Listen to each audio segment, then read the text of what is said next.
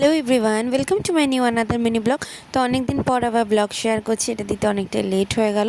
তো সকালে ঘুম থেকে উঠে পড়েছি, আর উঠেই দেখে নাও ফ্রেশ হয়ে এখানে একটু জল খেয়ে নিলাম।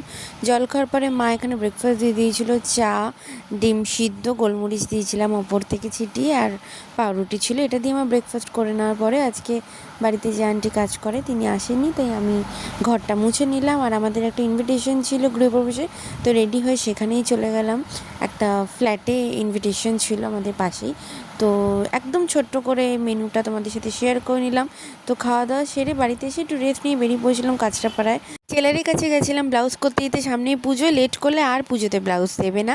আর পাশেই ঝুলন হয়েছিল, তো মা আর আমি বেরানোর সময় সেখান থেকে ঝুলনটা একটু ঘুরে নিলাম। আর রাধাকৃষ্ণের যে মন্দিরটা দেখছো, এটা আমাদের এখানে প্রতিষ্ঠা করাই মন্দির, এখানেই পুজো হয়। আর রাতে ফিরে ডিনার করে নিলাম, ভাত, মুসুরির ডাল, আর সাথে ছিল চিকেন।